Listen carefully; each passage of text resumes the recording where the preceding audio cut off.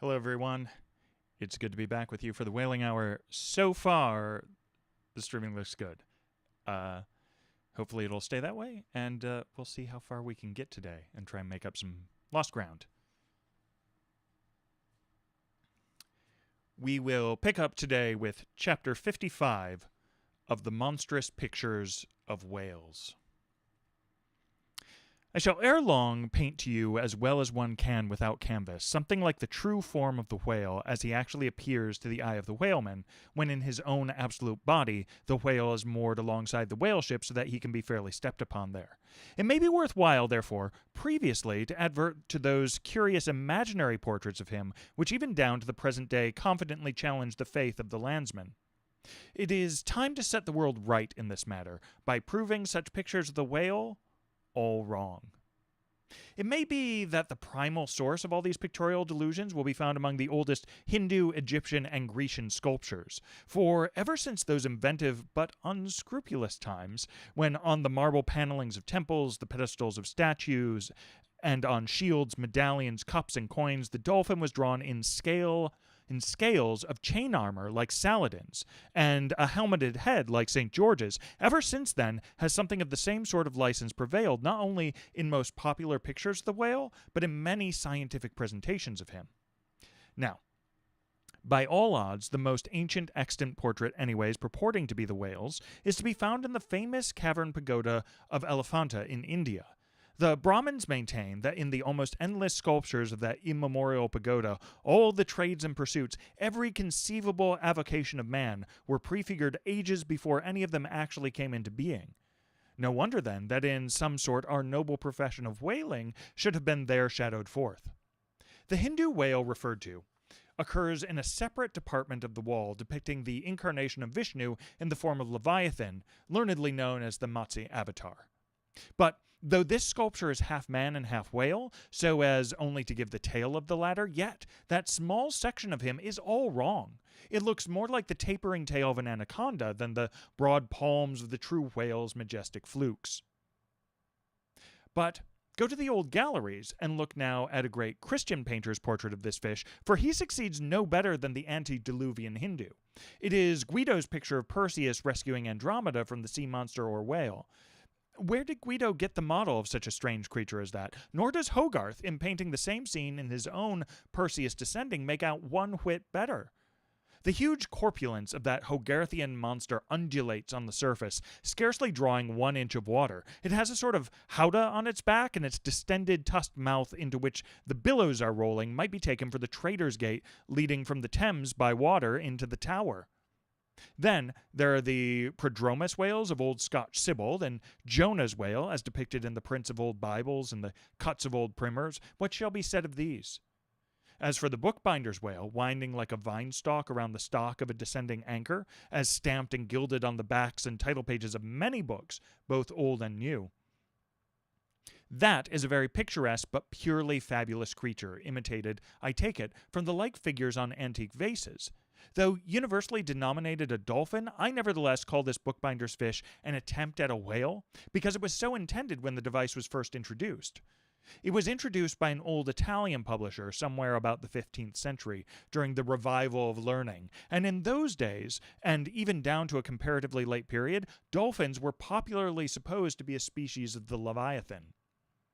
In the vignettes and other embellishments of some ancient books, you will at times meet with very curious touches at the whale, where all manner of spouts, jets d'eau, hot springs and cold, Saratoga and Baden-Baden come bubbling up from his unexhausted brain. In the title page of the original edition of the Advancement of Learning, you will find some curious whales. But quitting all these unprofessional attempts, let us glance at those pictures of Leviathan purporting to be sober, scientific delineations by those who know.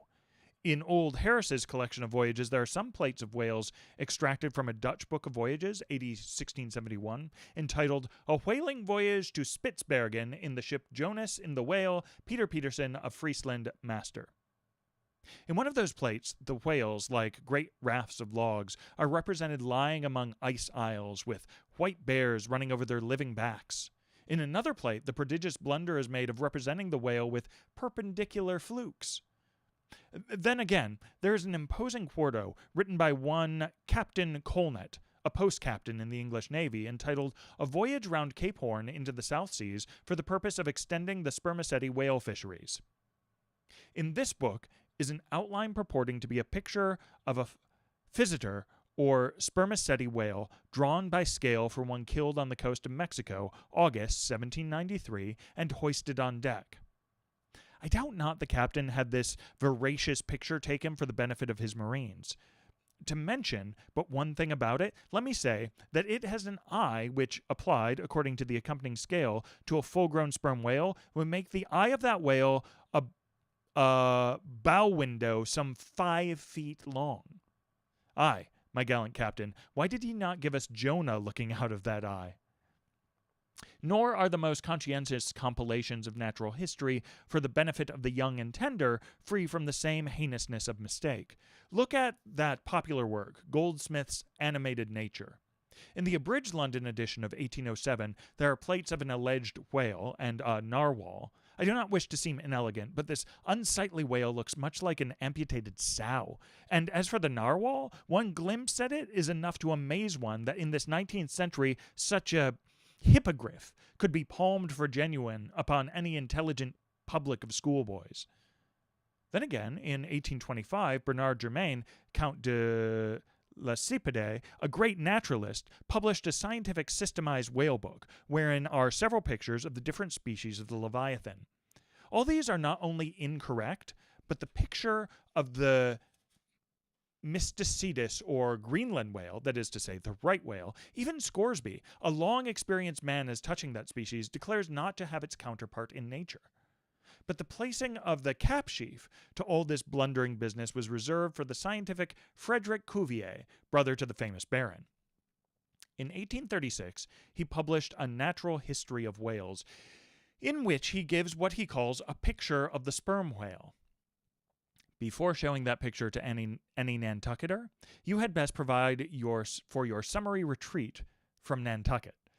In a word, Frederick Cuvier's sperm whale is not a sperm whale, but a squash. Of course, he never had the benefit of a whaling voyage. Such men seldom have. But whence he derived that picture, who can tell? Perhaps he got it as his scientific predecessor in the same field, Desmarest, got one of his authentic abortions, that is, from a Chinese drawing. And what sort of lively lads with the pencil those Chinese are, many queer cups and saucers inform us. As for the sign painters' whales seen in the streets hanging over the shops of oil dealers, what shall be said of them? They are generally Richard III whales, with dromedary humps and very savage, breakfasting on 3 or 4 sailor tarts, that is, whaleboats full of mariners, their deformities floundering in seas of blood and blue paint. But these manifold mistakes in depicting the whale are not so very surprising after all. Consider, most of the scientific drawings have been taken from the stranded fish, and these are about as correct as a drawing of a wrecked ship with broken back would correctly represent the noble animal itself in all its undashed pride of hull and spars. Though elephants have stood for their full lengths, the living Leviathan has never yet fairly floated himself for his portrait. The living whale, in his full majesty and significance, is only to be seen at sea in unfathomable waters. And afloat the vast bulk of him is out of sight, like a launched line of battleship. And out of that element, it is a thing eternally impossible for mortal man to hoist him bodily into the air so as to preserve all his mighty swells and undulations. And not to speak of the highly presumable difference of contour between a young sucking whale and a full-grown Platonian leviathan, yet even in the case of one of those young sucking whales hoisted to a ship's deck, such is then the outlandish eel-like limbered varying shape of him that his precise expression the devil himself could not catch. But it may be fancied that from the naked skeleton of the stranded whale, accurate hints may be derived touching his true form. Not at all. For it is one of the most curious things about this Leviathan that his skeleton gives very little idea of his general shape, though Jeremy Bentham's skeleton, which hangs for candelabra in the library of one of his executors, correctly conveys the idea of a burly-browed utilitarian old gentleman, with all Jeremy's other leading personal characteristics, yet nothing of this kind could be inferred from any Leviathan's articulated bones.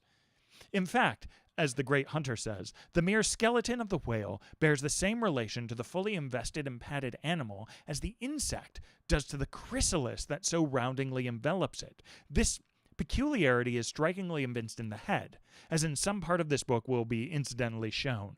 It is also very curiously displayed in the side fin, the bones of which almost exactly answer to the bones of the human hand, minus only the thumb.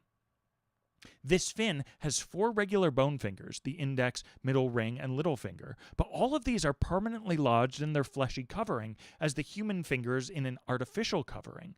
However recklessly the whale may sometimes serve us, said humorous Stubb one day, he can never be truly said to handle us without mittens.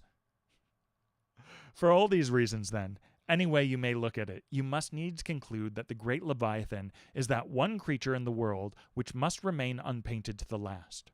True, one portrait may hit the mark much nearer than another, but none can hit it with any very considerable degree of exactness.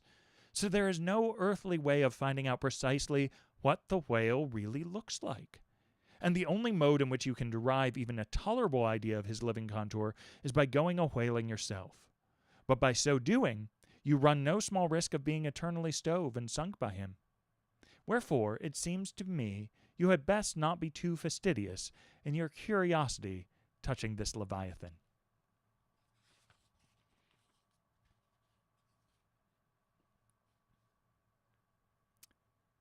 Chapter 56. Of the less erroneous pictures of whales and the true pictures of whaling scenes. In connection with the monstrous pictures of whales, I am strongly tempted here to enter upon those still more monstrous stories of them which are to be found in certain books, both ancient and modern, especially in Pliny, Purchas, Hakluyt, Harris, Cuvier, etc., but I pass that matter by. I know of only 4 published outlines of this: Huggins's, Frederick Cuvier's, and Beale's. In the previous chapter, Colnet and Cuvier have been referred to. Huggins's is far better than theirs, but by great odds, Beale's is the best. All Beale's drawings of this whale are good, excepting the middle figure and the picture of 3 whales in various attitudes, capping his second chapter. His frontispiece, boats attacking sperm whales, though no doubt calculated to excite the civil skepticism of some parlourmen, is admirably correct and lifelike in its general effect. Some of the sperm whale drawings in J. Ross Brown are pretty correct in contour, but they are wretchedly engraved. This is not his fault, though. Of the right whale, the best outline pictures are in Scoresby, but they are drawn on too small a scale to convey a desirable impression. He has but 1 picture of whaling scenes, and this is a sad deficiency, because it is by such pictures only, when at all well done, that you can derive anything like a truthful idea of the living whale as seen by his living hunters. But taken for all in all, by far the finest, though in some details not the most correct, presentations of whales and whaling scenes to be anywhere found are 2 large French engravings, well executed and taken from paintings by one Garnery. Respectively, they represent attacks on the sperm and right whale. In the first engraving, a noble sperm whale is depicted in full majesty of might, just risen beneath the boat from the profundities of the ocean, and bearing high in the air upon his back the terrific wreck of the stoven planks. The prow of the boat is partially unbroken, and is drawn just balancing upon the monster's spine, and standing in that prow, for that one single incomputable flash of time, you behold an oarsman, half shrouded by the incensed boiling spout of the whale, and in the act of leaping as if from a precipice. The action of the whole thing is wonderfully good and true. The half-emptied line tub floats on the whitened sea, the wooden poles of the spilled harpoons obliquely bob in it, the heads of the swimming crew are scattered about the whale in contrasting expressions of affright, while in the black, stormy distance the ship is bearing down upon the scene. Serious fault might be found with the anatomical details of this whale, but let that pass, since, for the life of me, I could not draw so good as one. In the second engraving, The boat is in the act of drawing alongside the barnacled flank of a large running right whale that rolls his black weedy bulk in the sea like some mossy rock slide from the Patagonian cliffs. His jets are erect, full and black like soot, so that from so abounding a smoke in the chimney, you would think there must be a brave supper cooking in the great bowels below. Seafowls are pecking at the small crabs, shellfish, and other sea candies and macaroni, which the right whale sometimes carries upon his pestilent back. And all the while the thick-lipped leviathan is rushing through the deep, leaving tons of tumultuous white curds in his wake, and causing the slight boat to rock in the swells like a skiff caught nigh in the paddle wheels of an ocean steamer. Thus, the foreground is all raging commotion, but behind, in admirable artistic contrast, is the glassy level of a sea becalmed, the drooping, unstarched sails of the powerless ship, and the inert mass of a dead whale, a conquered fortress, with the flag of capture lazily hanging from the whale pole inserted into his spout hole. Who Garnery the painter is or was, I know not, but my life for it, he was either practically conversant with his subject or else marvelously tutored by some experienced whaleman. The French are the lads for painting action. Go and gaze upon all the paintings of Europe, and where will you find such a gallery of living and breathing commotion on canvas as in the triumphal hall at Versailles, where the beholder fights his way pell-mell through the consecutive great battles of France, where every sword seems a flash of the northern lights, and the successive armed kings and emperors dash by like a charge of crowned centaurs?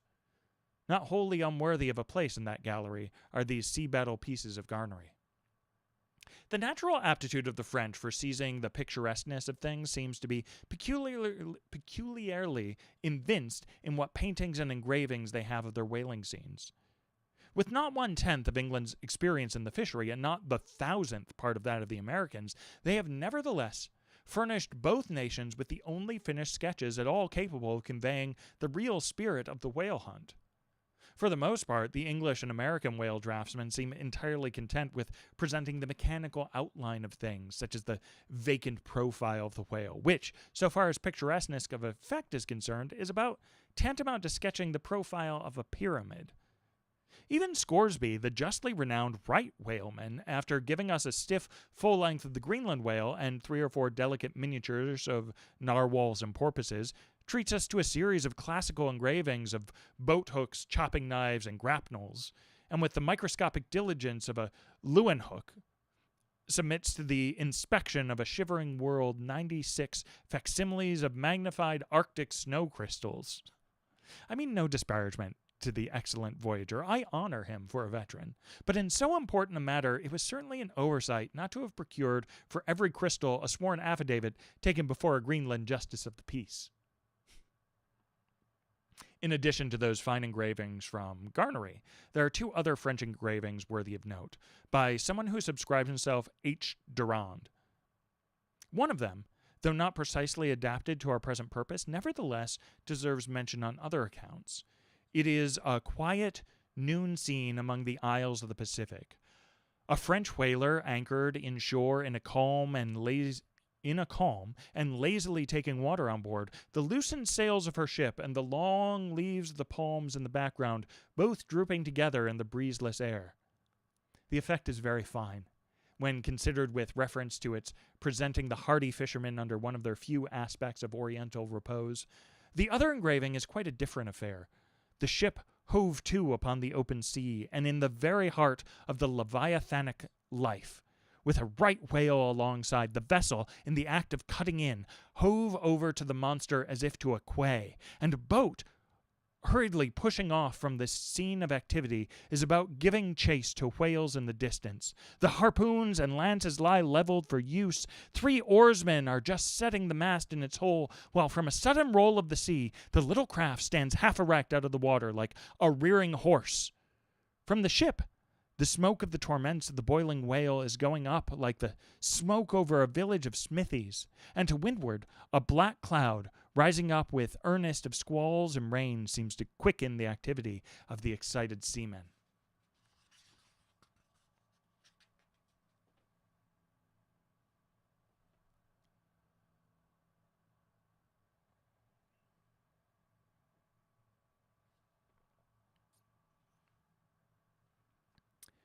Chapter 57. Of whales in paint, in teeth, in wood, in sheet iron, in stone, in mountains, in stars. On Tower Hill, as you go down to the London docks, you may have seen a crippled beggar, or kedger, as the sailors say, holding a painted board before him representing the tragic scene in which he lost his leg. There are 3 whales and 3 boats, and one of the boats, presumed to contain the missing leg in all its original integrity, is being crunched by the jaws of the foremost whale. Any time these 10 years, they tell me, has that man held up that picture and exhibited that stump to an incredulous world. But the time of his justification has now come. His 3 whales are as good whales as were ever published in Wapping, at any rate, and his stump as unquestionable a stump as any you will find in the western clearings. But though forever mounted on that stump, never a stump speech does the poor whaleman make, but with downcast eyes stands ruefully contemplating his own amputation. Throughout the Pacific, and also in Nantucket and New Bedford and Sag Harbor, you will come across lively sketches of whales and whaling scenes, graven by the fishermen themselves on sperm whale teeth, or ladies' busks wrought out of the right whalebone, and other like scrimshander articles, as the whalemen call the numerous little ingenious contrivances they elaborately carve out of the rough material in their hours of ocean leisure.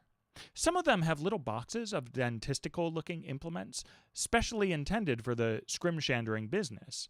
But in general, they toil with their jackknives alone, and with that almost omnipotent tool of the sailor, they will turn you out anything you please in the way of a mariner's fancy. Long exile from Christendom and civilization inevitably restores a man to that condition in which God placed him, i.e., what is called savagery. Your true whale hunter is as much a savage as an Iroquois. I myself am a savage, owing no allegiance but to the king of the cannibals, and ready at any moment to rebel against him. Now, one of the peculiar characteristics of the savage is his domestic hours. In his domestic hours is his wonderful patience of industry. An ancient Hawaiian war club or spear paddle, in its full multiplicity and elaboration of carving, is as great a trophy of human perseverance as a Latin lexicon. For, with but a bit of broken seashell or a shark's tooth, that miraculous intricacy of wooden network has been achieved. And it has cost steady years of steady application.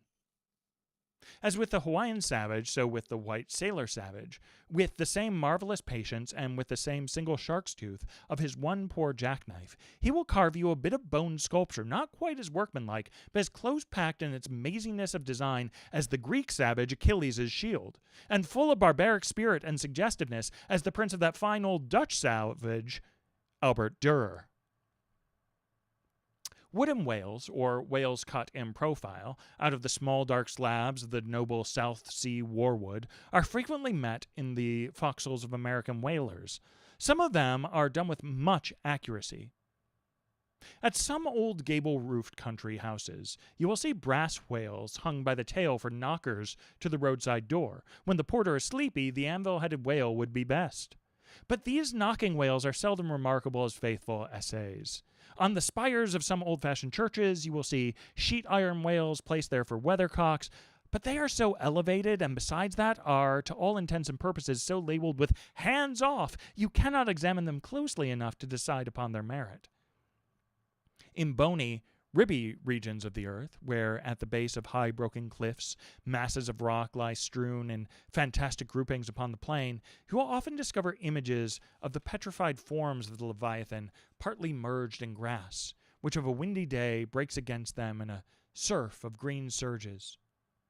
Then again, in mountainous countries where the traveler is continually girdled by amphitheatrical heights, here and there from some lucky point of view you will catch passing glimpses of the profiles of whales defined along the undulating ridges. But you must be a thorough whaleman to see these sights.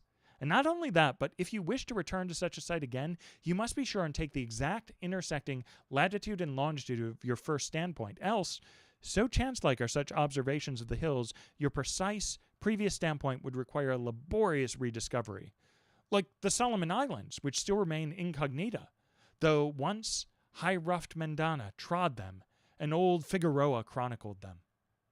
Nor, when expandingly lifted by your subject, can you fail to trace out great whales in the starry heavens, and boats in pursuit of them, as when long filled with the thoughts of war the eastern nations saw armies locked in battle among the clouds. Thus at the north have I chased Leviathan round and round the pole, with the revolutions the bright points that first defined him to me. And beneath the effulgent Antarctic skies I have boarded the Argo Novice, and joined the chase against the starry Cetus, far beyond the utmost stretch of Hydrus and the flying fish. With a frigate's anchors for my bridle bits, and fasces of harpoons for spurs, would I could mount that whale, and leap the topmost skies, to see whether the fabled heavens, with all their countless tents, really lie encamped beyond my mortal sight.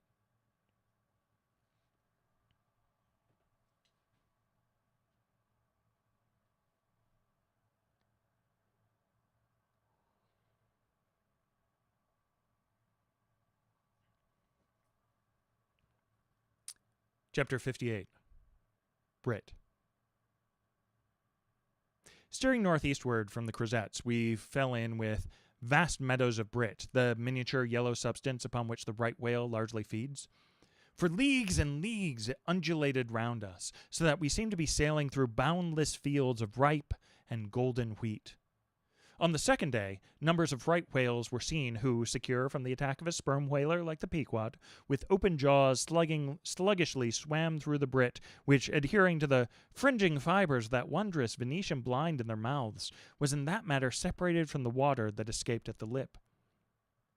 As morning mowers, who side by side slowly and seethingly advanced their scythes through the long wet grass of marshy meads, even so these monsters swam, making a strange, grassy cutting sound, and leaving behind them endless swaths of blue upon the yellow sea. A footnote.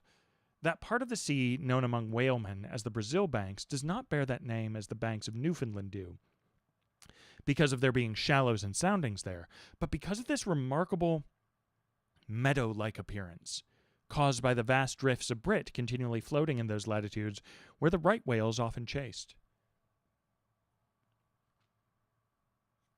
But it was only the sound they made as they parted the Brit which at all reminded one of mowers. Seen from the mastheads, especially when they paused and were stationary for a while, their vast black forms looked more like lifeless masses of rock than anything else. And, as in the great hunting countries of India, the stranger at a distance will sometimes pass on the plains recumbent elephants without knowing them to be such, taking them for bare, blackened elevations of the soil. Even so, often with him who for the first time beholds this species of the leviathans in the sea. And even when recognized at last, their immense magnitude renders it very hard, really, to believe that such bulky masses of overgrowth can possibly be instinct in all parts with the same sort of life that lives in a dog or a horse. Indeed, in other respects, you can hardly regard any creature of the deep with the same feelings that you do those of the shore. For though some old naturalists have maintained that all creatures of the land are of their kind in the sea, and though taking a broad general view of the thing, this may very well be, yet coming to specialities, where, for example, does the ocean furnish any fish that in disposition answers to the sagacious kindness of the dog? The accursed shark alone can in any generic respect be said to bear comparative analogy to him. But though, to landsmen in general, the native inhabitants of the seas have ever been regarded with emotions unspeakably unsocial and repelling, though we know the sea to be an everlasting terra incognita, so that Columbus sailed over numberless unknown worlds to discover his one superficial western one, though by vast odds the most terrific of all mortal disasters have immemorially and indiscriminately befallen tens and hundreds of thousands of those who have gone upon the waters. Though but a moment's consideration will teach that however baby man may brag of his science and skill, and however much in a flattering future that science and skill may augment, yet forever and forever to the crack of doom the sea will insult and murder him, and pulverize the stateliest, stiffest frigate he can make. Nevertheless, by the continual repetition of these very impressions, man has lost that sense of the full awfulness of the sea which aboriginally belongs to it. The first boat we read of floated on an ocean that with Portuguese vengeance had whelmed a whole world without leaving so much as a widow. That same ocean rolls now. That same ocean destroyed the wrecked ships of last year. Yea, foolish mortals, Noah's flood is not yet subsided. 2/3 of the fair world it yet covers.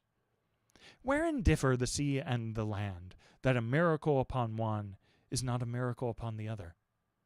Preternatural terrors rested upon the Hebrews when, under the feet of Korah and his company, the live ground opened and swallowed them up forever. Yet not a modern sun ever sets, but in precisely the same manner the live sea swallows up ships and crews. But not only is the sea such a foe to man who is an alien to it, but is also a fiend to its own offspring, worse than the Persian host who murdered his own guests, sparing not the creatures which itself hath spawned. Like a savage tigress that tossing in the jungle overlays her own cubs, so the sea dashes even the mightiest whales against the rocks and leaves them there side by side with the split wrecks of ships. No mercy, no power, but its own controls it. Panting and snorting, like a mad battle steed that has lost its rider, the masterless ocean overruns the globe. Consider the subtleness of the sea. How its most dreaded creatures glide underwater, unapparent for the most part, and treacherously hidden beneath the loveliest tints of azure. Consider also the devilish brilliance and beauty of many of its most remorseless tribes as the dainty, embellished shape of many species of sharks. Consider once more the universal cannibalism of the sea, all whose creatures prey upon each other, carrying on eternal war since the world began.